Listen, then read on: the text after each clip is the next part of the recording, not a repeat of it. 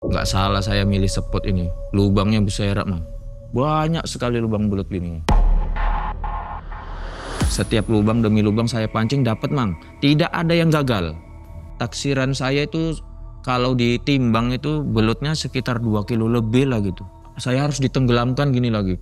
Kau harus ke bawah ini. Itu tangannya aja? Iya, Mang. Nggak ada badannya? Gak ada, Mang. Besar kali, Mang. Sudah semakin dekat ke kepala saya, tahu-tahu ada suara kasar gitu kan ngomong. Ya, kau tengok aku, kau pegang tanganku. Tangan ini langsung berubah kecil, Mang. Melihat perumahan, lihat cahaya rumah aja pun nggak ada kelihatan saya, Mang. Sejauh mata saya memandang, sepertinya dunia ini kebun sawit semua, Mang. Mau kemana pun aku berjalan, tetap kebun sawit yang saya jumpakan. Kalau pemancing belut itu biasa tuh belusuk-belusukan di tempat yang angker gitu. Tapi seumur umur saya mancing, baru ini saya mengalami hal yang hampir merenggut nyawa lah. Di balik rimbunnya pohon kelapa sawit, terhampar dunia hitam yang tak terpandang. Alam bisu yang menelisik dari batas kalbu, tempat makhluk goib yang sering membuat raib. Banyak orang hilang termakan bayangan, dituntun sosok gelap yang memberi harap. Sebuah pengalaman memasuki alam tak kasat mata ini dialami oleh seorang pemancing. Dialah Bang Bebek.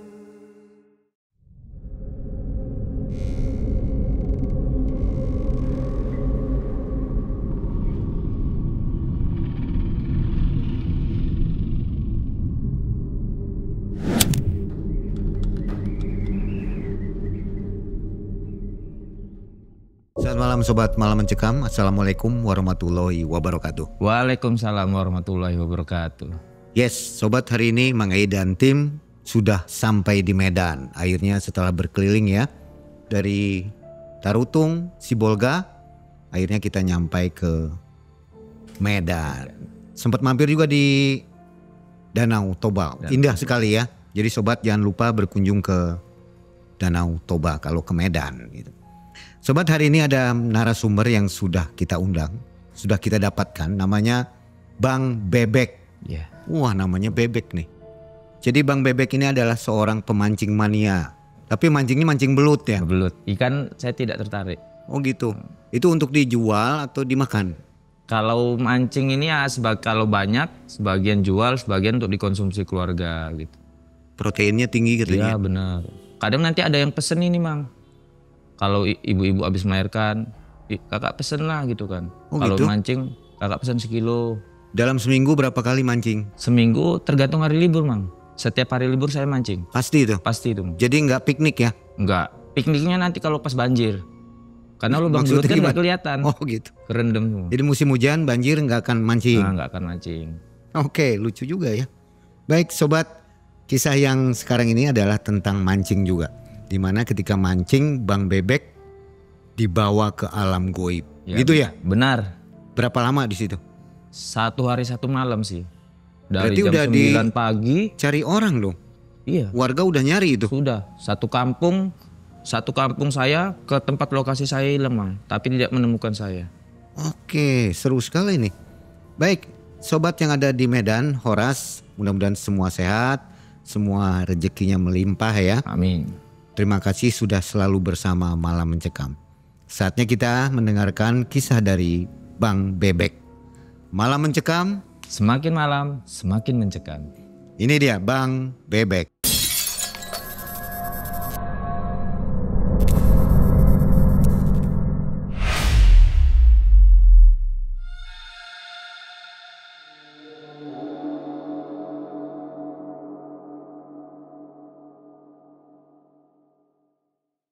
Jadi begini, Mang E. Di tahun 2022 itu kan, kalau tidak salah sih sebulan setelah Idul Fitri, Hari Raya Idul Fitri. Jadi kan saya di situ nganggur. Jadi mertua ini menawarkan pekerjaan, suruh ikut kakek aja kalau lagi nganggur. Dan kebetulan mertua laki-laki ini seorang kontraktor baja ringan gitu. Dari kecil hobi mancing? Dari kecil sudah hobi mancing gitu. Jadi Ditawarkan nah oleh mertua laki-laki ini kan, udah ikut kakek aja kerja di masang baja ringan. Aku nggak paham, kayak udah kan nanti ada tukangnya, kau ngenetin aja gitu kan. Ikutlah Mang. Karena pas kebetulan itu pun lagi nganggur dari pekerjaan saya yang lama, saya sudah dirumahkan gitu kan. Dulu pun saya bekerja di PT Kebersihan Cleaning Service ISS. Jadi setelah 6 tahun saya dirumahkan, nganggur lah ini. Nganggur sekitar 3 hari lah saya mencari pekerjaan. Di bangunan pun jadilah gitu kan. Dan kebetulan pula mertua laki-laki nawarkan itulah, ya sudahlah ikut kan. Ikut. Kebetulan dia dapat proyek pekerjaan di arah saintis percut. Ya saya ikut dia. Di mana itu? Kalau dari rumah saya sih ke tempat lokasi sekitar hampir 1 jam gitu. Jauh juga ya? Lumayan Mang. Saya ikut kan, hari pertama kerja. Tapi di awal saya pertama kerja, saya kan bekerja melewati sebuah perkebunan sawit. Saya melihat ada sebuah paret. Dan mata saya itu tertuju ke paretnya itu. Sambil saya berkata gini kan, kok kayaknya paretnya bagus bener ya gitu. Spot mancing belut epic ini, sepertinya belutnya banyak ini dan besar-besar lah. Jadi setiap saya berangkat kerja, pulang kerja, saya selalu merhatikan paret ini kan. Mata saya selalu tertuju ke situ. Dari situ saya sudah menyusun rencana ini Mang, nyusun waktu ini kan. Kapan ya saya kira-kira bisa mancing di sini. Udah dianalisa itu belutnya banyak ya? Udah pasti Mang, karena spot belut itu biasanya dari perkebunan sawit itu biasanya belutnya besar-besar. Mayoritas seperti itu. Jadi saya fokuskan lah, niatkan tekad gitu kan, kapan ya bisa mancing di sini. Dan saya di situ mengalami kendala sedikit gitu kan. Kalau saya mancing di sini, kalau jalan kaki kan tidak mungkin, terlalu jauh. Jadi kalau saya naik kereta, inilah kendala saya, nitip kereta itu di mana? Nggak mungkin saya tinggal di hutan kan gitu. Alangkah senengnya di saat saya bekerja itu ternyata anggota mertua saya pun ada juga yang orang situ Mang. Oh jadi cerita-cerita nih di saat makan siang gitu kan, break makan siang tanya, Bek anakmu udah berapa Bek? Oh anakku udah 2 Bang. Oh, kok bisa dapat anaknya mandor ini dari mana? Kalau sebetulnya kalau mandor ini orang tua tiri dari istri. Karena dari istri ini orang tua aslinya yang laki-laki sudah meninggal. Jadi mertua perempuan kawin lagi lah gitu kan. Dapat pemborong baja ringan ini. Kita sebutin namanya Jaswardi, Pak Jaswardi ini. Itulah mertua laki-laki. Jadi ikut dia kan, berbincang-bincang sama Bang Irul. Kita sebut aja Bang Irul nih ya. Nah, jadi Bang Irul udah berkeluarga berapa tahun Bang? Wah Bang ya paling masih 2016 lah gitu nikahnya. Oh berarti duluan aku Bang ya. Aku 2012 udah nikah Bang. 2013 tuh anak pertama aku lahir gitu. Udah bincang-bincang, saya tanya lokasi rumah dia. Rumah Bang gimana? Rumah Bangnya nggak jauh dari kebun sawit itu yang ada simpang 4 itu. Punya Bang belok ke kiri. Kan ada masjid itu. Nah yaudah rumah Bang di belakang masjid itu. Oh pas lah Bang kalau gitu, kebetulan. Loh kebetulan apa ini? Enggak Bang, gini aku kan ada niat mau mancing nih Bang. Di depan kebun sawit, depan gang rumah Abang itu.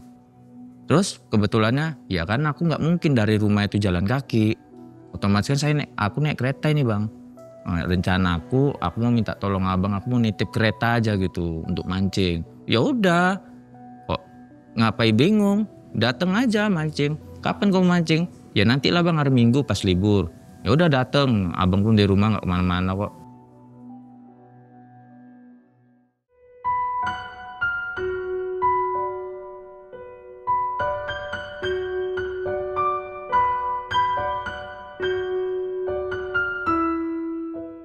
Saya nyusun waktu.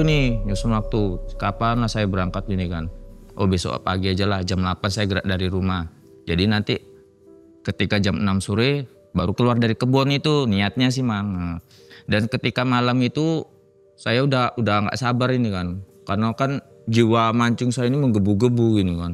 Udah nggak sabar lihat spot yang begitu epic gitu kan. Jadi di malam itu ada juga Mang, orang yang mengingatkan saya Mang. Kalau mancing di sana bagus tak usah gitu kan. Tak usah kenapa? Enggak, kayaknya tempatnya serem kali gitu. Kayak tempat-tempat jin buang anak gitu. Jadi saya nggak memperdulikan kata-kata orang ini Mang. Karena kata-kata mereka masih kalah besarnya sama niat saya memancing di situ. Masih kalah gitu kan. Jadi udahlah, malam itu berlalu kan. Dan jam 7:30 itu saya sudah bangun. Jadi sudah bangun kan. Bilang sama istri, aku mau mancing hari ini. Di mana? Di kebun sawit itu, Sintes itu. Jauh kali siang. Nggak apa-apa itu. Nggak apa-apa lah, aman itu. Aku nitip kereta tempat Bang Irul kok. Tempat anggota bapak gitu. Ya udahlah, hati-hati aja. Di saat sehari saya mau mancing itu Bang, saya tidak mengalami hal-hal yang aneh gitu. Bakal akan terjadi sesuatu yang menurut saya sedikit membahayakan nyawa saya. Saya tidak ada dapat firasat jelek gitu. Dari mulai tidurnya, mimpi dapat firasat jelek, besok kau akan celaka kau nih. Udah urungkan aja niatmu mancing. Tidak ada dapat firasat gitu Bang. Jadi jam 8 itu saya bergegas lah. Melangkah depan pintu, baca bismillah, pamitan sama istri. Anak-anak saya salam sama saya kan. Ayah mancing ya. Ya hati-hati ya, seperti biasa lah kalau saya mancing gitu kan. Berangkat saya, di jalan pun saya tidak dapat firasat apa-apa itu Mang. Jalannya seperti biasa aja kan. Di perjalanan pun tidak berpikir aneh-aneh gitu, hanya mancing gitu kan. Dan di tas saya bekal kayak makan siang, udut, rokok, tuh ada air minum, ada lengkap lah gitu. Karena kan saya kan seharian di dalam hutan. Kau tahu udut, di Medan udut juga ya? Di Medan rokok. Cuma karena ada juga orang Jawa yang tinggal di situ kan, ngomong rokok itu udut. Oh iya, jadi tahu udut ya? Iya tahu. Kalau tidak salah itu sekitar jam 9 kurang 10 menit saya sudah sampai di lokasi penitipan kereta. Nah di rumahnya Bang Irul. Saya panggil lah kan gitu. Assalamualaikum. Waalaikumsalam. Kau jadinya kok? Jadilah Bang. Ini aku nitip Bang. Jadi saya titip lah ini kan Bang. Kereta taruh situ. Saya tanya ini Bang Rul. Kunci abang pegang aja ya. Nanti kalau abang mau pakai kereta pakai aja. Kereta itu motor ya? Iya motor. Bahasa Medannya itu kan kereta Mang. Ini kunci aku tinggal aja ya Bang. Mana tahu nanti abang mau keluar sama ini. Oh yaudah. Hati-hati kok. Ya Bang. Pergilah saya nih Mang. Jalan kaki ini. Menuju perkebunan sawit. Gitu saya di depan di jalan besar ini. Saya melihat sebuah rumah kumuh. Rumah kumuh 1 biji. Saya tahu itu tidak ada penghuninya karena terlalu kumuh. Dari pintunya banyak sarang laba-labanya, kelilingnya rumput-rumput terlalu tinggi gitu kan. Saya sudah pastikan itu nggak ada penghuninya lah. Jadi ketika saya masuk ke kebun sawit itu, saya melewati samping rumah kumuh ini Mang. Di belakang samping rumah ini ada sebuah sumur-sumuran. Kalau orang sini sih sumur-sumuran itu fungsinya untuk mengambil air untuk menyiram tanaman. Makanya bahasa Sumatera itu sumur-sumuran bilangnya. Sebetulnya itu dibuat sama yang punya rumah ini, digali agar mata airnya tidak habis untuk nyiram tanaman. Itulah fungsi sumur. Dan saya nyari di sumur-sumuran itu ada melihat satu lubang belut. Kebetulan di lubang itu ada isinya gitu Mang. Saya pancing kan, makan. Alhamdulillah ada isinya. Seperti biasa ini ya strike yang saya tunggu-tunggu. Kalau si pemancing ini, strike yang saya tunggu-tunggu dari tarik-tarikannya. Dapat ini Mang 1 ekor. Alhamdulillah saya masukkan ke tempat. Kalau di sini bilangnya uncang, kepis. Wadah ikan, wadah belut itu uncang kepis. Nah saya masukkan. Alhamdulillah pecah telur perdana, belut pertama yang saya dapatkan hari ini. Alhamdulillah. Semoga kedepannya semakin banyak gitu Bang. Jadi saya cek lagi nih sumur-sumuran ini, saya cari nih Mang lubangnya mana, atau masih ada lubang lagi kan. Ternyata tidak ada nih Mang. Saya tinggalkan lah rumah kumuh dan belakang sumur-sumuran ini kan saya tinggalkan ini. Saya berjalan di pinggiran perkebunan sawit ini. Ini di sebelah kiri saya masih nampak jalan umum ini Mang. Kereta lalu lalang, mobil, orang mau ke pajak. Kan masih pagi nih Mang. Ibu-ibu naik sepeda belanja bawa keranjang mau ke pajak belanja. Masih kelihatan ini. Pajak itu pasar? Pasar. Betul ya? Ya. Tapi seketika itu mata saya tiba-tiba tertuju pada seorang nenek-nenek yang ada di sebelah kanan saya, lumayan agak jauh gitu Mang. Sekitaran umur berapa tuh? Lansia lah Mang, sekitar 70-an lebih lah gitu. Tapi yang saya heran, kalau wanita tua seumuran seperti itu seharusnya kan jalannya sudah bungkuk gitu kan, rambut sudah putih. Ini orang tuanya orang tua seger gitu Mang. Jalannya masih lancar seperti orang normal, sehat seperti biasa gitu. Pakai baju apa? Dan dia memakai pakaian wanita zaman dulu, seperti pakaian Majapahit, pakai kemben gitu aja kan. Pakai sarung dan tidak memakai alas kaki gitu. Hanya pakai sarung, pakai kemben. Saya melihat dia sedang ngutipi brondolan sawit gitu Mang. Dikutipin sama dia. Karena tujuan saya mancing, tidak saya hiraukan, saya hanya melihat. Dah saya tinggal. Saya lihat dia sejenak gini, oh nenek-nenek ngutip brondolan, nggak pakai selop, pakai pakaian zaman dulu. Cuma yang saya herankan ini Mang, setelah saya melihat nenek itu Mang, pandangan saya terhadap jalan umum ini saya sudah tidak melihat Mang. Padahal jalan umum itu jaraknya sekitar 10 meteran lah gitu. Tapi ketika melihat nenek ini saya sudah, pandangan saya terhadap jalan umum saya sudah tidak melihat apapun itu. Hilang gitu? Hilang. Saya di kiri saya ini hanya pohon sawit yang terbentang luas. Kemanapun saya memandang kebun sawit semua.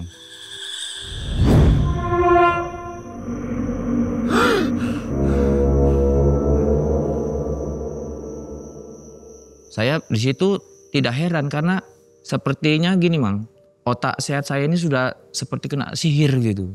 Mata saya kena sihir, pikiran saya kena sihir. Tapi tubuh ini tetap kayaknya tahu nih dengan kondisi yang sedang saya alami, tahu nih kondisi. Karena tubuh saya ini nggak berbohong gitu. Nah, jadi gitu saya melihat ke kiri, kok nggak nampak jalan besar ya? Oh mungkin saya sudah terlalu jauh jalan masuk ke kebun sawit. Logika saya tertutup ini Mang. Ada suara binatang? Ya, suara deburan angin di hutan ini. Antara daun-daun sawit berlaga, suara wereng, garing, jangkrik itu pasti ada. Oh ada ya? Ada Mang. Burung juga ada? Burung tidak ada Mang. Oh nggak ada? Nggak ada. Nah jadi gitu melihat nenek ini saya tinggal aja lah. Karena fokus saya kan mancing ini Mang. Saya menuju parit di mana saya meniatkan tekad untuk mancing. Nah saya menuju parit itu. Jalannya saya kan pelan-pelan jalan. Dan sekitar 7 menitan saya jumpa ini parit di mana saya meniatkan tekad saya untuk mancing ini kan Mang. Jumpa lagi. Oh ini dia parit. Saya melihat ini ke arah bawah gini kan. Wah nggak salah saya milih spot ini. Lubangnya besar Mang. Banyak sekali lubang belut gini. Kenapa orang sini nggak ada yang nyari ya gitu ya. Pikiran saya seperti itu nih Mang. Wih, syukurlah orang sini tidak ada yang nyari. Berarti rezeki saya nih hari ini. Jumpa lubang belut segini banyaknya. Nah, saya mulai rakit lagi nih Mang. Saya pasang umpan itu cacing ke pancing saya masukkan. Setiap saya masukkan, dimakan, saya tarik, dapat. Pindah lagi ke sebelahnya kan Mang. Pasang umpan lagi, masukkan, makan, dapat. Nah, di sini saya bingung.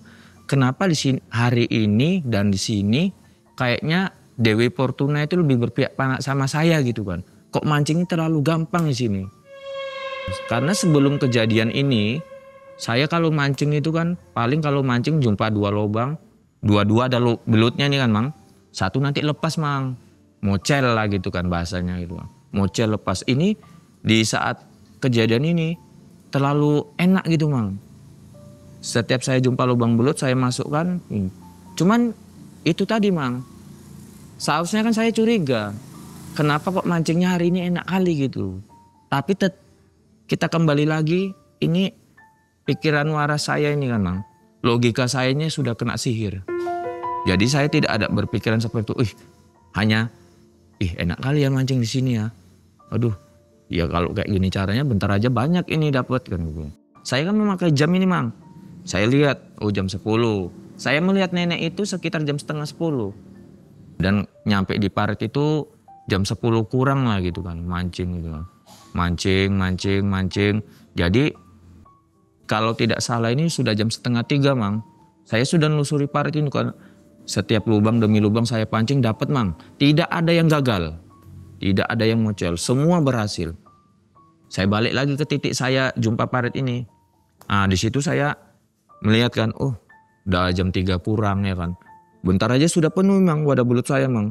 Taksiran saya itu kalau ditimbang itu belutnya sekitar 2 kilo lebih lah gitu. Seperti itulah bobotnya. Wah Belum pernah saya dapat belut dalam jangka waktu sesingkat ini sebanyak ini. Ini mungkin rekor terbaik. Aku ini mancing hari ini, mancing belut. Gak salah, ini memang spotnya. Nah setelah saya duduk gitu, saya ngudut ini Mang. Saya ngudut. Sembari saya ngudut, saya menoleh ke arah kanan. Di mana saya melihat nenek itu tadi Mang. Saya menoleh ke kanan gini kan. Nenek itu sudah mau mikul goni yang isinya goni 30 kilo gitu kan Mang. Yang isinya brondolan sawit semua Mang, yang sudah dimasukkan ke goni. Jadi selama memancing nenek itu masih ada di situ ya? Masih Mang, cuma ketika saya mancing nenek itu nggak kelihatan Mang. Saya hanya fokus di parit ini aja, mata saya hanya fokus di lubang belut di parit ini aja. Saya lihat kan dari kejauhan dia mau mikul goni ini keberatan Mang. Namanya kita manusia, kita punya hati nurani. Kayaknya nggak tega melihat seorang nenek memikul beban 30 kilo itu kan. Yaudahlah, lagian udah penuh. Udahlah, habis ini pulang aja. Saya samperin nih si nenek ini kan. Saya karena dia pakai pakaian kemben gini kan Mang. Jadi saya tahulah harus pakai logat apa kepada nenek ini. Assalamualaikum, lo nuwun nek. Yo, wis nek kene tak bantu gini. Oh ya wes li suwun. Ya saya angkat nih Mang. Saya angkat kan ya. Saya aja mengangkatnya itu terasa berat ini Mang. Konon lagi nenek ini yang ngangkat. Kan nggak mungkin gitu. Jadi saya angkat lah. Saya angkat, saya tanya ini. Nek, maaf nek, rumah nenek mana ya? Dia menunjuk ke arah kanan ini Mang. Saya kaget di situ. Loh, tadi dari awal saya masuk perkebunan sawit saya tidak ada melihat rumah lah. Hanya melihat nenek ini aja. Hanya melihat nenek ini sedang ngutipi brondolan di tengah-tengah perkebunan sawit. Tapi kenapa dia nunjuk ada nampak rumah ya? Udah sampai situ aja Mang. Pikiran saya nggak berpikiran yang aneh-aneh. Ini kayaknya ada yang nggak beres, tidak. Saya tetap berpikiran biasa aja gitu kan. Oh yaudah nek, yuk nenek buka jalan biar aku ngikut dari belakang. Jalanan nenek itu kan. Di perjalanan ini kami cerita nih Mang. Nenek ngutipi brondolan untuk apa nek? Ya nanti sebagian untuk buat api. Sebagian nanti dijual ke pengepul gitu kan. Ke agen sawit. Berapa nek kira-kira sekilo ini nek? Murah nih cepet limpul gitu sekilonya kalau brondolan. Murah ya nek. Ya nenek Cepek limpul berapa tuh? 150 perak. 1 kilo? 1 kilonya. Limpul tuh 50 ya? 50 perak. Oke.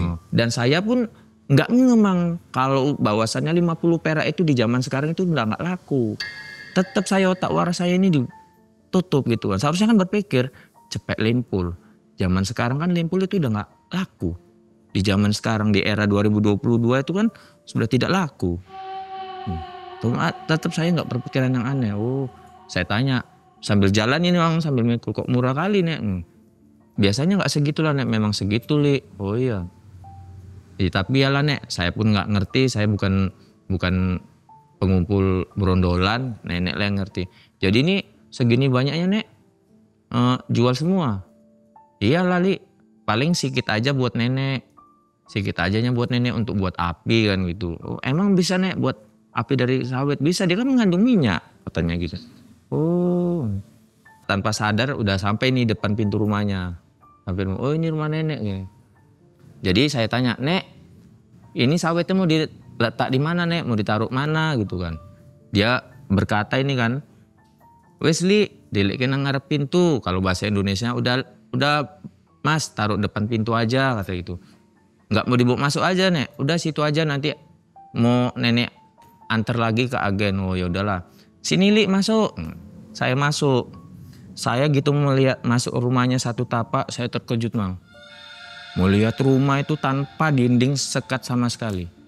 Jadi yang namanya kamar mandi, tempat tidur, dapur, ruang tamu itu hanya sepetaan gitu aja Mang. Tidak ada sekat. Di situ ada sebuah bangku bambu panjang gitu kan Mang. Nah, saya dipersilakan duduk sama si nenek ini. Wesley, jagung dese, ben biar tuwek buatkan minum gitu kan. Lantainya apa Bang? Lantainya masih tanah. Belum lagi saya duduk ini Mang. Nenek itu sudah kembali membawa sebuah gelas yang terbuat dari bambu berisikan teh panas. Saya pun kaget. Saya sama nenek ini masuk bareng-bareng loh. Masuk ke dalam rumah ini bareng-bareng. Tapi kenapa saya belum duduk, nenek ini buat teh gitu kan. Apa udah dirancang kian teh ini bakalan ada tamu gitu kan. Padahal masuk ke rumah ini bareng gitu loh Mang.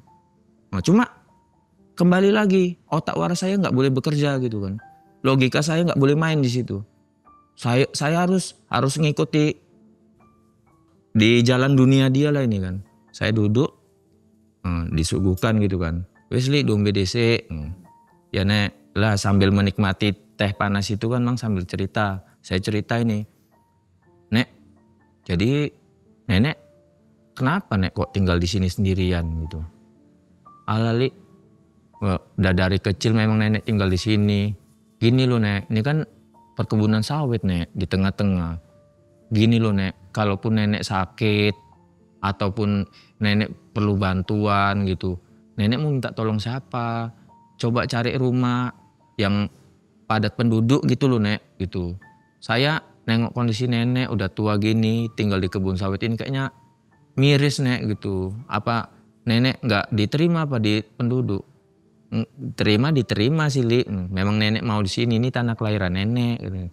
Ini saya mau nanya nek. Kalau maaf nih ya nek, anak nenek kemana ya nek? Oh anak nenek udah pada meninggal semua. Innalillahi, maaf ya nek sudah membuat nenek teringat lagi sama anak, nggak apa-apa. Udah biasalah itu namanya manusia kan. Pasti akan mengalami kematian katanya gitu. Ini maaf lagi nek, kalau cucu-cucu nenek cicit seumuran nenek kan seharusnya sudah punya cucu, sudah punya cicit. Ada Li, cuma ya itu udah pada meninggal juga semua. Dari situ saya nggak boleh berpikiran sehat, logika saya nggak boleh dipakai. Seharusnya kan kita curiga, kenapa anaknya harus meninggal semua, cucunya meninggal semua, cicitnya meninggal semua. Saya di situ nggak boleh berpikiran, loh nggak masuk akal nih, ini kayaknya ada yang nggak beres ini. Cuma saya nggak boleh berpikir seperti itu Mang.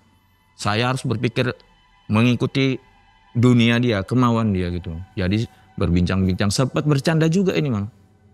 Gini aja lu nek, kalau apa nenek ikut aku yuk nek, nanti sampai depan ku naikkan becak gitu. Nanti nenek nyari lah rumah-rumah sewa gitu kan. Gak lali nenek lebih nyaman di sini. Di sini kayak mana lah nenek tinggalnya, nggak ada lampu, nggak ada listrik. Apa nenek kalau malam nggak gelap kan ada obor. Ada obor. Bentar ya Li, nenek mau ke belakang dulu. Ke belakang ini dia Mang. Saya duduk kan sambil melihat sekeliling rumahnya ini Mang. Alangkah terkejutnya mata saya Mang. Melihat dinding rumahnya dipenuhi dengan aksesoris yang terbuat dari sabut kelapa dan batok. Seperti jalangkung, kuda-kudaan yang dari sabut kelapa tua itu. Dan wayang-wayangan dari bambu pelepah itu. Dari kulit-kulit daun rumbia. Oh, yang saya lihat ini sekeliling rumah dia dindingnya dipenuhi dengan aksesoris tradisional. Dan di rumah dia ini pun saya mengetahui Mang bahwasanya alat-alat dapur yang digunakan dia tidak ada yang berbahan kaca, plastik, aluminium, nikel, tidak ada. Semua terbuat dari bahan kayu dan bambu. Si nenek ini kembali nih nyamperin saya, Li. Mau makan gak? Saya lihat jam ini Mang. Saya melihat jam ini kan. Wah lah nek, udah jam 6 sore nek. Ya udah makan dulu tuh udah nenek siapin gitu. Enggak lah nek, udah jam 6 sore nek. Nanti istri sama anak saya khawatir nyariin saya kan gitu. Betul ini gak mau makan. Enggak lah nek, udah jam 6 sore. Ya udah lah nek, aku pamit dulu ya nek. Ya udah itu tehnya habisin dulu kalau gak makan. Saya habisin nih Mang. Saya habisin kan. Habisin. Jadi saya setelah habis itu saya pamitan nek. Saya pamit ya nek, pulang. Iya Li, makasih ya. Udah bantuin nenek. Gak apa-apa nek. Anggap aja aku cucu nenek kan gitu. Anggap aja cucu nenek sini sebatang kara. Kasian juga sih Mang. Melihat nenek-nenek seperti itu kan, tidak ada keluarganya. Yang katanya keluarganya pada meninggal semua gitu kan. Yaudah anggap aja aku cucu nenek. Yaudah anakku pamit ya nek. Dan ketika saya mau pulang Mang, saya kan teringat ini. Si nenek ngutip brondolan tidak pakai sandal. Saya kembali lagi nanya, nek ini nek selopku saya tinggal ya nek. Selopku ku tinggal. Lah kowe bali Li, nggak apa-apa. Aku pulang nyeker aja pun nggak apa-apa kan aku naik kereta gitu. Tenan nggak popo, wes nggak popo. Taruh mana nek? Wes delike kono wae, taruh situ aja kata gitu. Yaudah nek besok dipakai ya, biar nenek nanti ngetepi brondol nggak kena duri sawit. Oh yaudah, hati-hati ya Li. Nah, saya keluar nih Mang. Keluar dari rumah dia tuh saya melihat jam udah jam 6. Pas lah nih sampai rumah mau tahrim gitulah.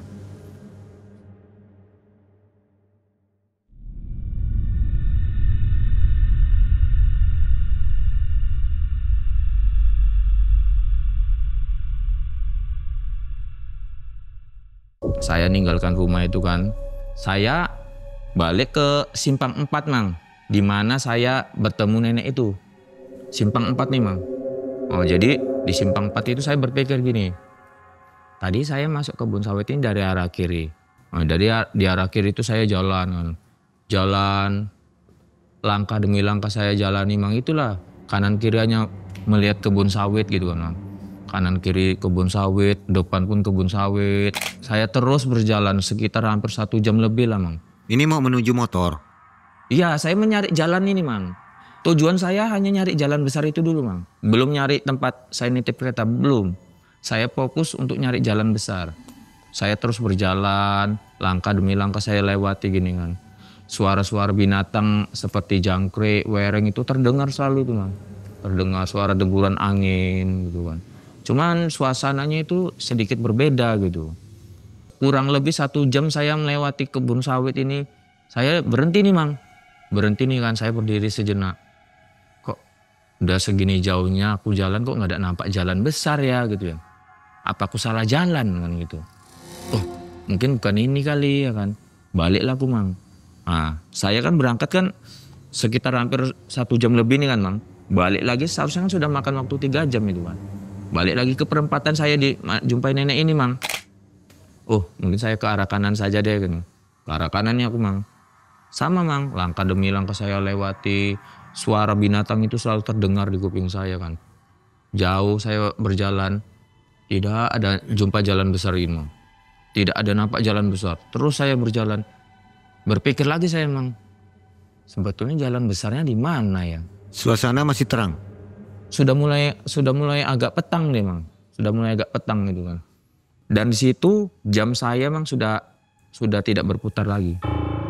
Jam saya tetap jam 6 gitu. Saya berjalan lagi ke arah kanan. Sama Mang, jauhnya seperti itu.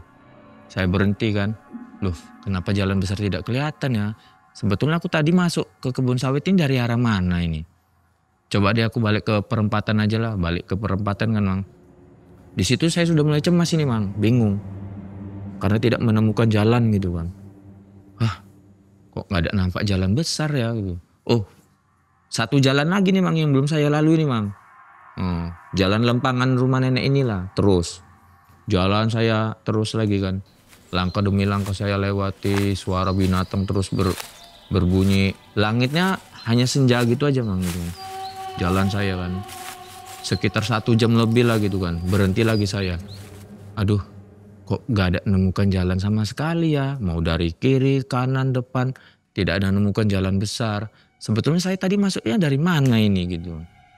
Saya gak ada berpikiran saya tersesat tuh Mang. Tidak ada Mang. Tapi yang herannya Mang.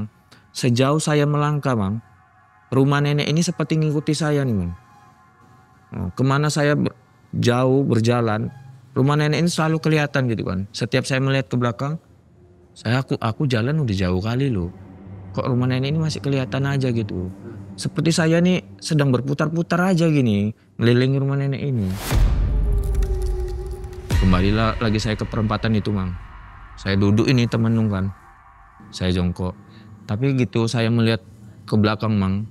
Rumah nenek ini pintunya terbuka Mang. Dari pintu itu seperti mengeluarkan cahaya kuning keoren-orenan gitu. Seperti cahayanya itu seperti kayak ada daya tarik untuk narik saya masuk gitu. Kayak ayo balik lagi ke rumah ini aja, udah nginep sini. Kau kan gak nemukan jalan. Seperti itu Mang. Ada bisik-bisikan gitu. Bisik-bisikan. Udah, kau kan gak nemukan jalan. Ini pintu terbuka, udah balik aja kemari nginep di sini. Nginep di sini, pintu terbuka lebar untukmu. Udah, balik lagi aja gitu.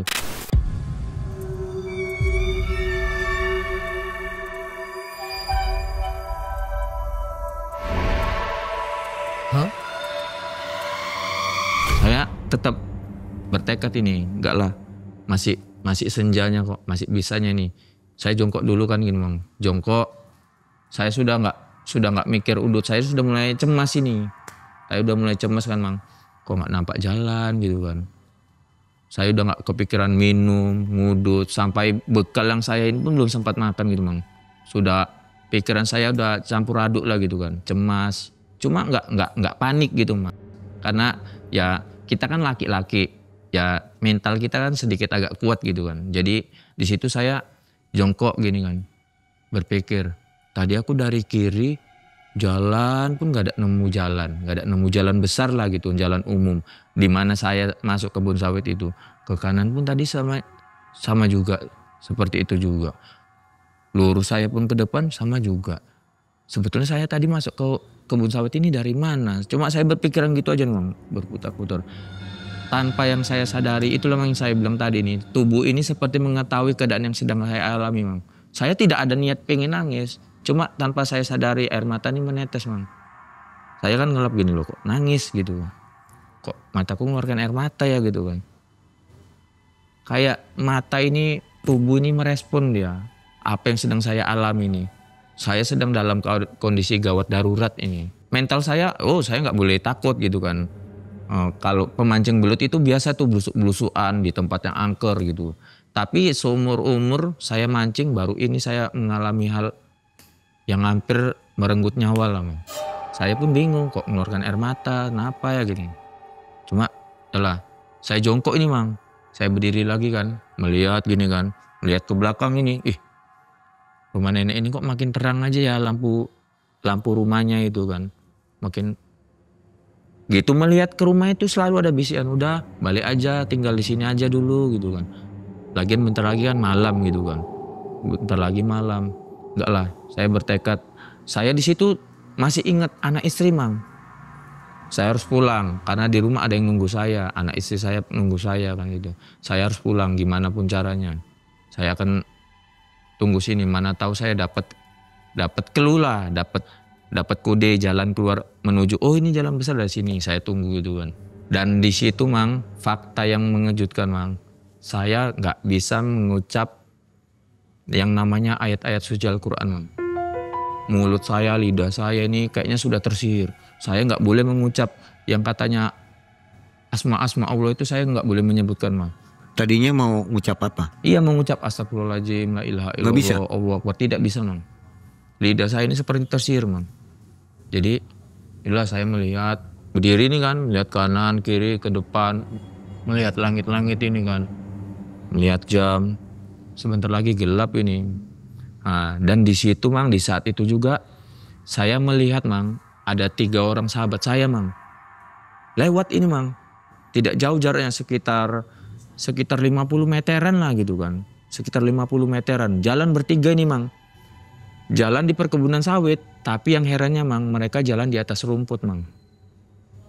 Dan saya berjalan berada di tanah. Bedanya apa gitu kan? Sama-sama satu perkebunan sawit, kenapa dia jalannya berada di atas rumput? Saya masih di tanah gitu kan. Tanpa membuang-buang waktu nih kan Mang, saya berdiri kan, saya kejar lah ini sambil teriak ya kan. Saya panggil dulu tadinya nih Mang, Gilang gitu, kita sebut aja lah sahabat saya ini Gilang. Gilang, Tony, dan Era. Satu wanita Mang. Saya panggil, Gilang, Tony, Era. Tapi yang melihat ke arah saya itu hanya Gilang Mang. Dia melihat kan gini. Tapi dia tidak mengetahui saya. Padahal jaraknya tidak jauh loh Mang. Sekitar 50 meter kurang lah gitu. Jadi dia melanjutkan perjalanan nih kan Mang. Tanpa membuang-buang waktu, saya kejar ini Mang. Saya berlari sekencang-kencangnya mengejar dia. Yang saya herankan, dia berjalan, saya berlari, tapi kenapa dia yang ngilang? Ngilangnya lama-lama dia kecil ngilang gitu. Seperti saya ini kan berlari nih kan Mang. Dia larinya lebih kencang dari saya gitu. Padahal saya melihat dia tuh hanya jalan. Bertiga ini. 2 cowok, 1 cewek. Berjalan. Semakin saya kencang larinya, semakin menghilang mereka. Aduh, kok ngilang ya? Oh gitu kok ya.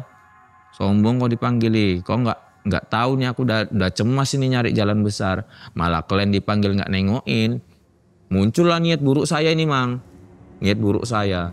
Saya cari batu segede-gedenya gitu Mang. Dapat lah nih. Sekitaran segini lah. Bongkolan gini kan. Saya pegang nih batu Mang. Saya berniat ini. Ini sempat ada yang lewat lagi. Saya panggil gak melihat. Saya lempar kepalamu ya. Aku lempar kepalamu. Jangan panggil aku bebek kalau gak bocor kepalamu. Kalau gak keluar darah kepalamu. Karena saya sudah panik ini Mang.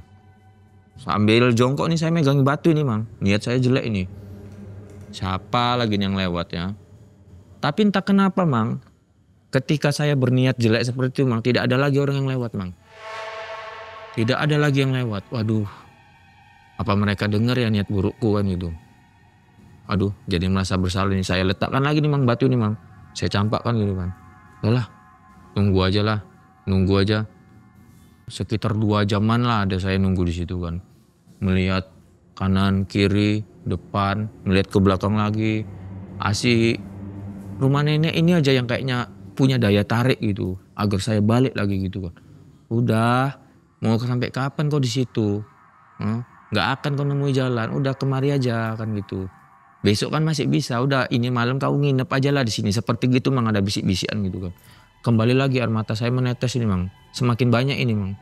Saya lap gini kan kok makin banyak air mataku keluar ya. Berdirilah saya. Berdiri. Karena pegal nih jongkok aja kan Mang. Pegel lah pinggangnya kan. Jongkok aja. Berdiri. 5 menitan gitu kan. Ngelurusi pinggang lah kalau kita bilang kan. Jongkok lagi saya Mang. Jongkok. Sambil berpikir. Aduh. Kenapa jalannya kok gak kelihatan ya. Padahal masuk tadi dari kebun sawit ke arah kanan lah. Dari arah kanan. Tapi mau kanan, mau kiri, mau lurus. Tidak ada melihat jalan besar, jalan umum gitu. Melihat perumahan, lihat cahaya rumah aja pun gak ada kelihatan saya Mang. Sejauh mata saya memandang sepertinya dunia ini kebun sawit semua Mang. Mau kemana pun aku berjalan tetap kebun sawit yang saya jumpakan. Tidak ada sawah, tidak ada sungai. Saya nggak boleh berpikiran aneh itu situ. Otak saya nggak boleh bekerja. Jadi jongkoklah saya lagi kan Mang. Setelah berdiri ini kan sudah merasa enakan pinggang saya kan. Kembali jongkok Mang. Dan di saat saya jongkok itu Mang. Saya ada mendengar sebuah suara yang memanggil nama saya Mang gitu kan. Dari kejauhan ini Mang. Dia seperti juga suaranya menggema gitu Mang. Bebek. Dari kuat Mang. Kuat. Mulai lemah, hilang gitu. Saya terkejut nih, ada yang manggil. Alhamdulillah gitu kan, alhamdulillah. Berdiri saya nih Mang. Berdiri kan, tapi kok hilang lagi ya. Suaranya kok tidak kedengaran lagi ya kan. Oh mungkin firasatku aja nih kan. Kembali jongkok aku Mang. Jongkok lagi. Wah ini lebih, dengar lagi suaranya Mang. Lebih kuat lagi Mang. Bebek. Bebek. Bebek. Hilang. Dari arah kiri nih. Berdiri saya Mang. Saya berdiri nih kan. Siap-siap ini. Siap-siap. Mana tahu saya mendengar suara itu lagi kan. Saya langsung kejar gitu. Saya berdiri siap-siap kan. Saya dengarkan. Saya pasang telinga bagus-bagus ini Mang. Dari mana-mana gitu kan. Karena akhirnya aku dapat clue nih. Jalan keluar. Ada yang manggil gitu kan. Ada yang tahu nama saya gitu kan. Dengarkan lagi baik-baik. Rupanya dari arah kiri lagi deh Mang. Kedengeran. Bebek. Bebek. Saya langsung berlari Mang. Tidak buang-buang waktu saya kejar gitu kan. Saya berlari. Tidak lama saya berlari suara itu hilang. Saya berhenti lagi Mang. Berhenti lagi. Saya lebih memastikan gitu kan. Sumber suaranya ini dari titik arah mana. Selatan kah, utara kah, barat kah, timur kah gitu. Saya berhenti lagi. Saya dengarkan baik-baik. Rupanya dari kanan Mang pindah suaranya itu. Saya berlari ke arah kanan ini. Berlari terus berlari.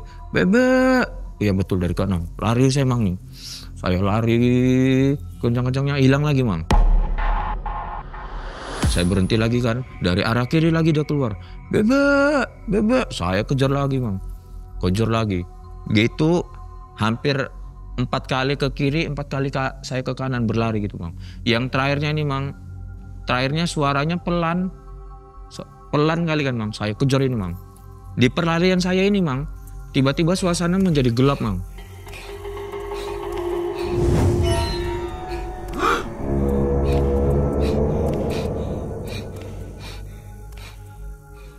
Saya berlari Di tempat yang gelap gulita, tidak ada penerangan sama sekali cahaya. Saya berlari terus. Tidak lama saya berlari, saya seperti kejebur gitu di dalam sebuah air gitu kan, Mang. Yang sangat dalam gitu. Sampai dasarnya tidak bisa saya sentuh gitu. Saya kejebur di situ kan. Di situ saya tidak tahu nih hal apa yang sedang saya alami, saya tidak mengerti nih, Mang. Saya tetap nyari dasar ini nggak ketemu kan. Saya sedikit panik ini kan. Karena sudah mulai kehabisan napas lah karena saya berlari ini kan. Saya udah mulai panik ini. Sekali saya berhasil kan, Mang, ke permukaan gitu kan, Mang. Berusaha gitu saya naik, Mang, ke kepala saya. Alangkah terkejutnya saya, Mang. Ada sebuah tangan raksasa, Mang. Seperti tidak bersedia nih saya naik ke permukaan, Mang. Saya harus ditenggelamkan gini lagi. Kau harus ke bawah ini. Itu tangannya aja? Iya, Mang. Nggak ada badannya? Gak ada, Mang. Besar kali, Mang.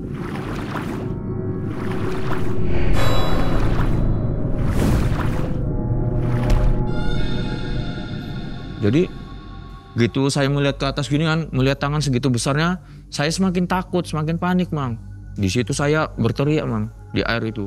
Tolong, jangan gitu kan. Dari yang besar ini sudah makin dekat ke kepala saya kan, sudah semakin dekat ke kepala saya, tahu-tahu ada suara kasar gitu kan ngomong, kau tengok aku, kau pegang tanganku. Tangan ini langsung berubah kecil, Mang. Gini, jadi berubah kecil nih ukuran tangan saya kan. Di depan mata saya nih kan gini. Saya melihat ke atas gini, Mang, karena saya seperti linglung. Mata saya belum bisa melihat apa-apa nih, Mang. Saya melihat gini kan, Mang. Saya sambil gemetar ini kan di dalam air ini, Mang. Entah apalah tubuh saya ini nggak merasakan yang katanya lelah berlari, kedinginan, kecapean. Dari situ saya mulai sedikit penglihatan saya, Mang, sadar bahwasannya tangan itu tangan sahabat saya, Mang, yang tadi namanya Gilang, Mang. Oh, dia mau menarik saya dari dalam air, Mang. Posisi dia berdiri di antara satu batang kayu yang melintang di paret ini, Mang. Dia berdiri di batang kayu itu, Mang. Dia berkata nih, kau pegang tanganku, cepat.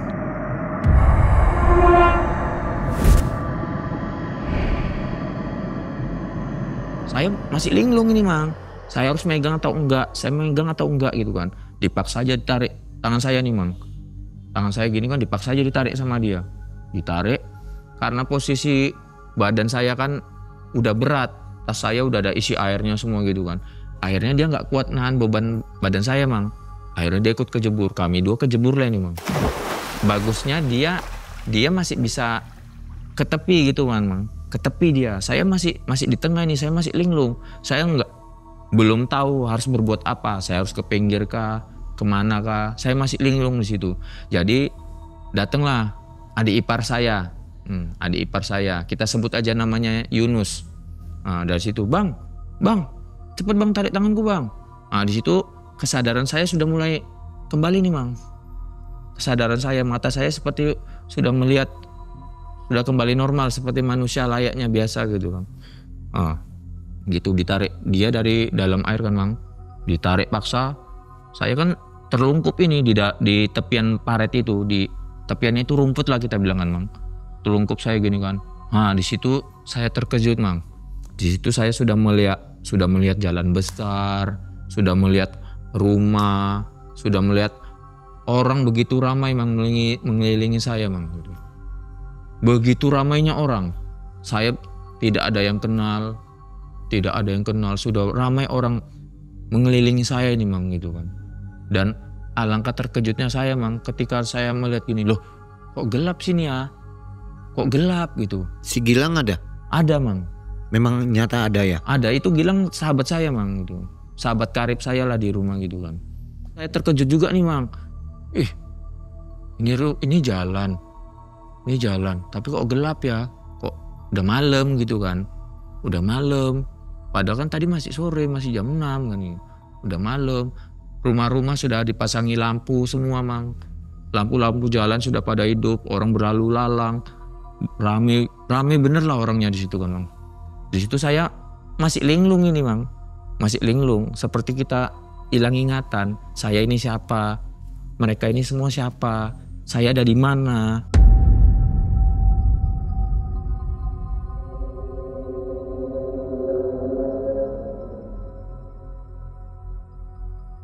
tanpa buang-buang waktu kan, adik ipar saya ini nyuruh saya berdiri mang. Ayo bang berdiri bang. Saya paksa berdiri. Alangkah terkejutnya saya mang, nggak bisa berdiri. Suruh berdiri saya nggak sanggup. Seperti ada 2 pisau nih yang menusuk kedua paha saya mang. Yang nggak boleh saya ini berjalan mang. Saya paksa, udah bang jalan, nggak bisa. Kalau aku bisa jalan, aku udah jalan. Bilang, ini sama sekali, ini pahaku. Coba kalian cabut dulu pisaunya nih, kayak ada pisau nih nyocok di pahaku nih. Sakit kali, betul, sakit kali. Nggak ada apa-apa lu bang. Ini ada kuperiksa, ada. Coba kalian tengok betul-betul. Ternyata itu pisau gaib mang. Pisau gaib yang menancap di paha saya. Kalau manusia awam seperti kita ini tidak bisa melihat, kalau orang-orang yang ahli supranatural, dia melihat ada 2 pisau yang menancap di paha saya. Siapa yang lihat itu? Adalah kalau dibilang guru kesenian saya, dia ahli supranatural. Dialah yang mengeluarkan saya dari alam itu mang. Makanya nanti di akhir cerita kita ceritakan mengenai dia gitu kan. Jadi dipaksa jalan ini kan ahli supranatural belum mengetahui nih mang. Karena dia kan masih di dalam kebun sawit mang. Dia lagi konsentrasi untuk mengeluarkan saya gitu kan. Berada di tengah-tengah kebun sawit bersama kita sebut Manggirin. Dan abang ini namanya Bang Pian. Yang ahli supranatural ini, Bang Pian. Dan ditemani oleh Manggirin lah, berdua mereka di dalam kebun sawit. Ketika itu si Bang Pian ini belum dengar kabar nih kalau saya sudah keluar. Karena kan posisi jauh nih mang. Saya ditemukan di pinggir paret, sudah posisi kejebur, dia di tengah sawitnya mang. Nah dia belum dengar kabar kalau bebek ditemukan. Jadi ketika waktu pas saya suruh berjalan nggak bisa kan, adik ipar saya yang gendong saya nih mang. Disuruh jalan nih kan, udah tak gendong aja bang. Saya dibawa ke titi mang. Di titi cor-coran batu lah, titi yang melintang di paret itu kan, cor-coran batu. Nah saya didudukkan situ, disenderkan. Ada yang ngasih air minum, Dana minum dulu. Jangan ditanyai dulu, jangan ditanyai apa-apa. Banyak yang ngomong seperti itu mang, cuma saya nggak ngerti siapa yang dia ngomong kan gitu. Kasihlah air minum nih kan mang, minum saya. Jadi ada nih seorang laki-laki mang, nyamperin saya nih. Kita sebut aja namanya Tejo mang. Nah itu dia pun sahabat karib saya lah di tempat tinggal saya gitu kan. Kemana aja kau? Dia bilang gitu nih mang. Mancing aku, mancing. Dia melihat wadah belutku ini, dia semakin jengkel mang. Karena wadah belutku ini hanya ada 1 ekor mang. Gara-gara belut 1 ekor ini ya, satu kampung sama orang-orang sini, warga sini nyariin kau semua. Dari habis maghrib sampai setengah 12 ini. Setengah 12 ini baru keluar kok. Apa ada jam setengah 12, masih jam 6 sore loh Jo. Jadi kan nih, mau dibuang nih mang. Belutnya sama si Tejo ini kan. Mau dibuang. Jo, jangan dibuang lah Jo, aku udah capek Jo nyarinya. Jarang-jarang aku dapat belut sebanyak ini. Melek mata kau, melek mata kau. Kau tengok ini belutnya berapa ekor? Sadar kau. Ini kau tengok ini belutmu berapa ekor? Saya tetap mang, pikiran saya di wadah belut itu belutnya banyak tuh mang. Sekitar 2 kilo lebih lah gitu. Tapi dia melihatnya katanya cuma 1 ekor mang. Saya kaget loh. Aku dapat banyak kali loh gitu. Kok bisa 1 ekor? Makanya kau tengok mata kau, melek kau. Kau melek tapi mata kau tuh kosong. Kok berarti betul-betul. Kau tengok ini dibuang mang sama dia. Dari situ saya kesel kan gitu. Kok tega kali kau Jo? Aku udah capek seharian nyari. Udah dapat banyak kau buang. Kalau banyak nggak ku buang ya Kau tahu itulah kau nyusahin. Dan di satu sisi kan mang adalah orang yang berlari ke tengah sawit. Manggil Bang Pian inilah yang ahli supranatural. Bang, itu bebek udah ketemu bang. Oh yaudah, keluarlah dia kan. Gitu dia keluar, dia nggak nyamperin saya mang. Gitu dia dilihat, dia melihat dari kejauhan di titik itu sudah ada saya gitu kan. Oh yaudahlah, bebek udah keluar kan. Dia lanjut balik ke rumah mang. Mungkin ada hal aneh juga yang dia alamin kan gitu. Ada seperti dia kayak lagi beradu ilmu gaib dengan dayang situ, dengan penguasa kebun itu mang. Tapi kan kita tidak mengetahuinya ini gitu. Itu dialah gitu. Jadi kan setelah saya minum nih mang, kembali lagi nih saya minum nih kan. Minum. Udah kalau apa ada bawa pulang aja kan gitu, kata warga situ mang. Saya nggak tahu nih namanya siapa kan. Udah dek, bagus dibawa pulang aja. Abangnya ini kasihan dia tuh, seharian nggak makan nggak minum kan gitu. Tengok tuh mukanya sampai pucat kali, udah kayak orang mati kan gitu. Saya nggak merasa itu mang. Saya cuma linglung aja, nggak merasakan dingin, nggak apa, tidak. Digendong lagi lah nih saya sama adik ipar saya nih kan, si Unus ini kan. Ayo bang pulang aja kita. Jadi yang bawa kereta sahabat saya juga sih mang, namanya Ricky. Dia yang bawa sepeda motor, saya ditaruh di tengah ini. Saya dimelangkain, adik ipar saya nih Yunus di belakang megangin saya. Pulang. Di perjalanan kereta itu saya bertanya mang sama si Yunus. Nus ini jam berapa Nus? 11:30 loh bang. Ah gila kau 11:30. Tadi aku jam 6 sore loh. Oh alah bang. Kau nggak percaya? Nih tengok ini. HP ku jam berapa ini? Oh iya kok 11:30 ya. Tadi aku jam 6 loh Nus di sana. Udahlah ceritanya di rumah aja lah nanti lah bang. Nah, itu kakak itu udah nangis aja tuh nungguin abang itu. Iya kok. Tapi kayak mana ya udahlah pulang. Saya tetap belum bisa berjalan nih mang. Gitu saya nyampe depan rumah kan mang. Melihat anak sama istri saya sudah pada menangis mang. Menangis saking khawatirnya mereka karena dengar kabar saya masuk ke alam itu.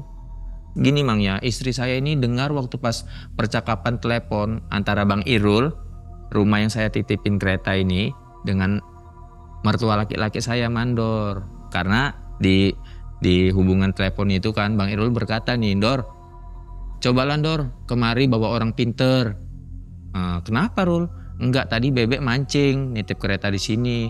Kok sampai jam 10 gini kok belum ada nampak dia balik gitu ngambil kereta. Jam 10 malam maksudnya? Mang. Otomatis yang punya kereta cemas. Mancing belut kok sampai malam gini kan nggak mungkin gitu kan. Apa malam lubang belut itu kelihatan? Dari situlah dia timbul curiga kan gitu. Ini jangan-jangan kejadian yang dulu pernah terjadi lagi nih kan gitu. Makanya di jam 10 itu langsung ditelepon mang. Di satu sisi istri saya mendengarkan mang. Langsung lah gitu mendengar percakapan telepon antara mertua dan anggotanya, istri saya menangis. Langsunglah dia ke belakang, jumpai Bang Pian inilah yang ahli supranatural ini, karena rumahnya tidak jauh mang dari rumah kami, hanya berjarak 3 rumah lah gitu kan. Disamperin sama istri saya kan, Bang Pian sambil menangis ini kan, minta tolong apa bang? Nah apa Ri? Bebek hilang lu bang gitu. Bebek hilang, lu hilang di mana? Dia katanya mancing bang di sana di kebun sawit Sintes itu, Simpang Warno itu. Walah kok baru ngomong sekarang. Ya udahlah bang, tak tolong, bergegas lah gitu kan mang. Ke sana mereka, sana. Rupanya mereka pun ke sana nggak sendirian mang, satu kampung berangkat semua mang nyari saya mang.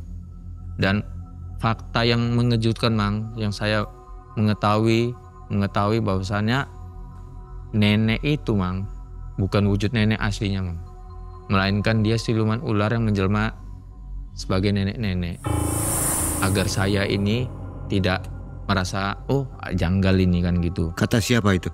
Kata Bang Pian. Nah, dia setelah saya sudah sampai rumah, dia kan ngomong nih ke istri saya udah keluar nih kan saya belum nyampe rumah, dia ternyata udah di depan rumah saya mang.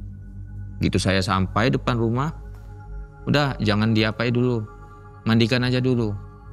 Dia mau abang kerjain dulu, maksudnya saya mau dibersihkan dulu kan mang. Karena dia mengetahui mang, ada 2 pisau yang menancap ini, udah mandikan dulu. Karena badan saya kan bau lumpur paret gitu loh mang. Karena habis kejebur itu kan, badan saya baunya nggak karu-karuan, bau paret lah gitu. Udah suruh mandi aja dulu. Dan situ saya nggak bisa mandi sendiri mang.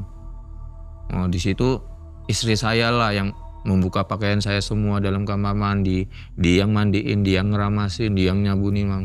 Saya di situ nggak berdaya tuh mang, seperti orang lumpuh gitu, orang stroke yang nggak bisa berbuat apa-apa, hanya bisa berbicara, hanya menggerakkan kepala.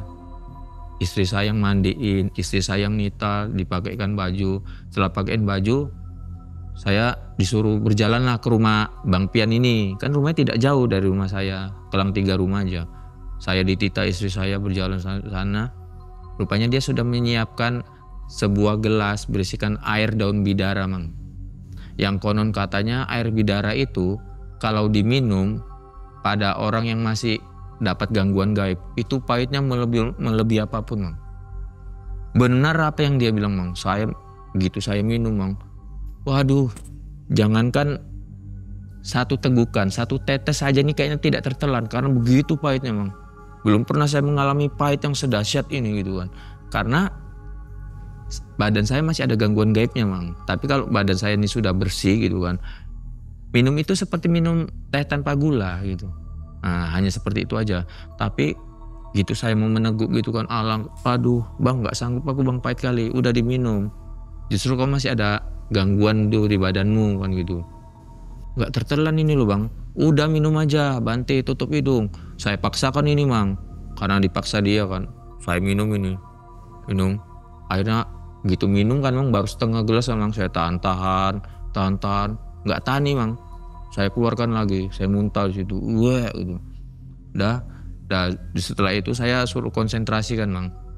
Saya kan sudah saya ceritakan tadi, saya dulu pemain kesenian, Mang. Kesenian angguk gitu kan. Jadi tubuh saya ini ada kodam yang diisi dari Bang Pian ini.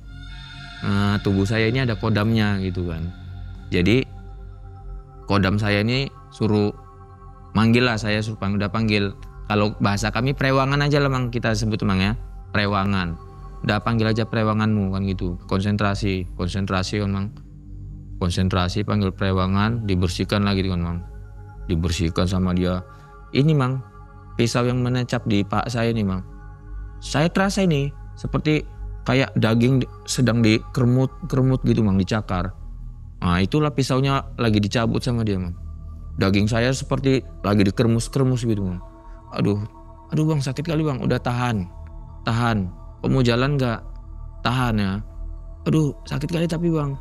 Udah gak apa-apa, tahan aja. Sudah, panggil aja prewanganmu, panggil aja. Ya, iya Bang. Kelang 5 menit lah itu, Bang. Berselang 5 menit. Akhirnya saya merasakan plong yang begitu kecabut ini, Bang. Aduh.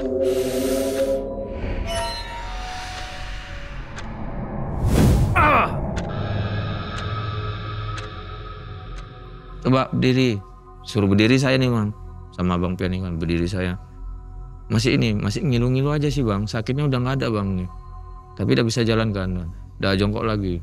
Dibersihkan lah, Mang, tubuh saya dari cairan teh yang dibuat nenek itu, Mang.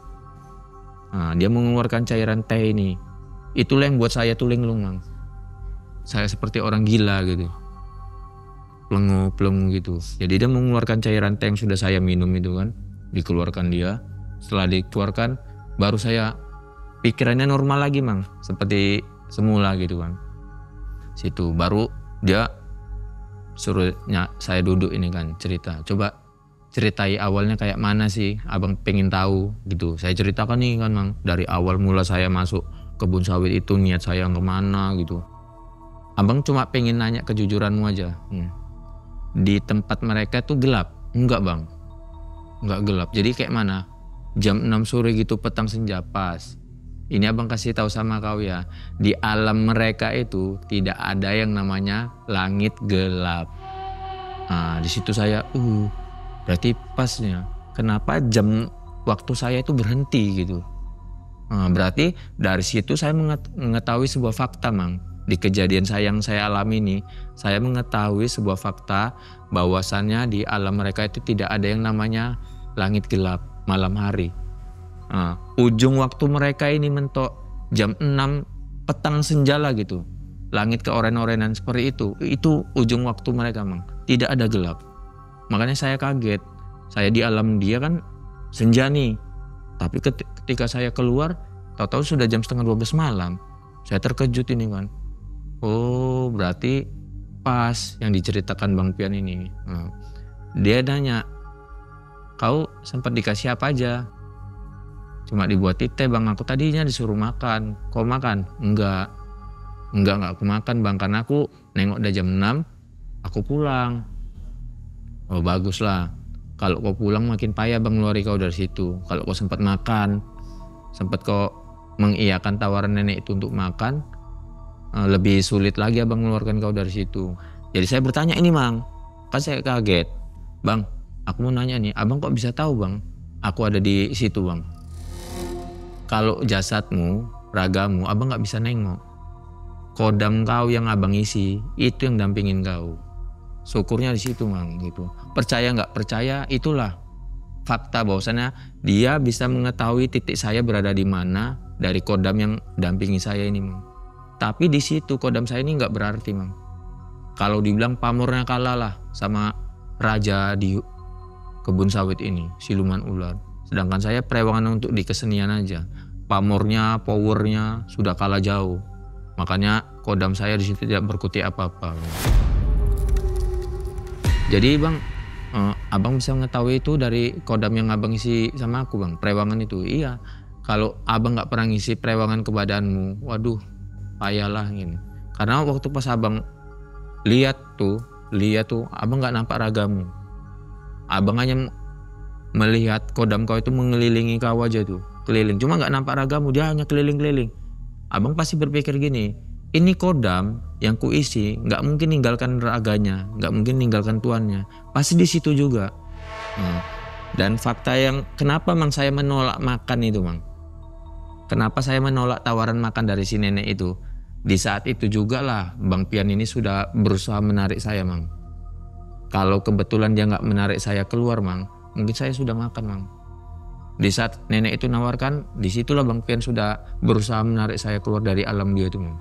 Berusaha. Dia mulai menjebol pagar gaibnya ini. Pagar gaib agar saya dikeluarkan gitu. Di situ dia bercerita Mang.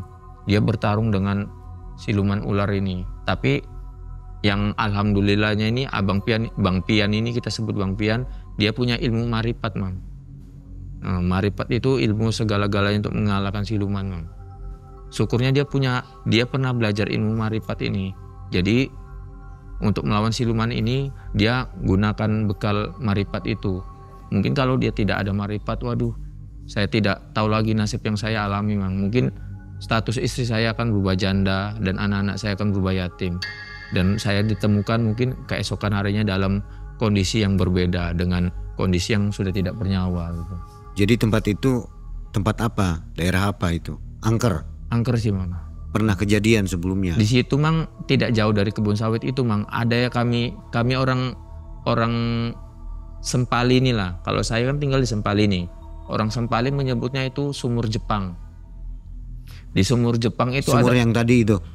Bukan, itu paret. Ini sumur Jepang lain Mang. Dia cuma tidak jauh dari perkebunan sawit itu Mang. Sumur Jepang. Di sumur Jepang itu ada sebuah eskapator yang dulu tenggelam sampai sekarang nggak ada yang berani ngambil. Di sumur? Iya, sumur Jepang. Berarti sumurnya besar. Luas Mang. Dibilang sumur Jepang itu sumurnya luas gitu. Jeblos itu ya? Eskapator itu ada di dalam sumur Jepang itu sampai sekarang nggak bisa diambil. Oke. Oh. Tadi waktu terakhir ada nggak rumahnya, rumah si nenek?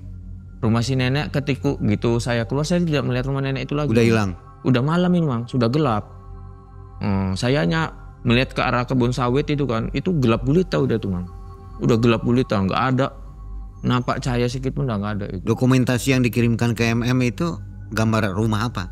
Itu rumah yang memang rumah nyata, pojokan rumah yang ada di sudut kebun sawit. Masih ada rumahnya? Masih ada Mang, cuma itu nggak berpenghuni Mang. Oke. Bang Bebek, ya. Ada pesan nggak untuk mereka yang suka mancing malam kan, atau mancing sendirian? Mungkin ada pesan baik yang perlu disampaikan?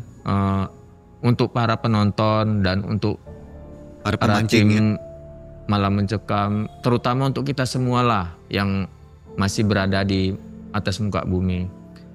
Saya hanya berpesan, sekuat apapun kalian, setinggi apapun ilmu kalian, sehebat apapun kanuragan kalian, bila kalian berada di tempat yang asing, usahakanlah ucapkan salam, minta doa pada Allah, minta perlindungan, beri salam kepada makhluk yang tak kasat mata, beri salam kepada manusia seperti kita biasa ini. Karena sekuat apapun, setinggi apapun ilmu kalian, kalau kalian tidak pernah ada rasa sopan gitu kepada manusia, kepada alam yang tak kasat mata, itu kita dinilai tidak baik. Makanya pesan saya, dimanapun kita berada, usahakan memohon doa kepada Allah Subhanahu wa Ta'ala, minta perlindungannya, apalagi ini tempatnya asing.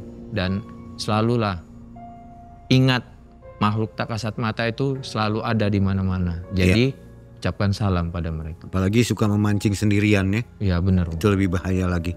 Iya. Oke Bang Bebek, ternyata di Sumatera Utara dekat-dekat Medan sini juga ya banyak kejadian yang masih keramat ya. Iya benar. Mudah-mudahan kita terhindar dari kejadian ini. Dan Bang Bebek, terima kasih. Sehat selalu ya. Ya. Salam untuk keluarga. Dari Medan yang cukup panas udaranya. Dari dalam sebuah rumah yang klasik ya. Ya. Tim MM berada di sini dan kita akan jumpa di video selanjutnya. Assalamualaikum warahmatullahi wabarakatuh. Waalaikumsalam warahmatullahi wabarakatuh.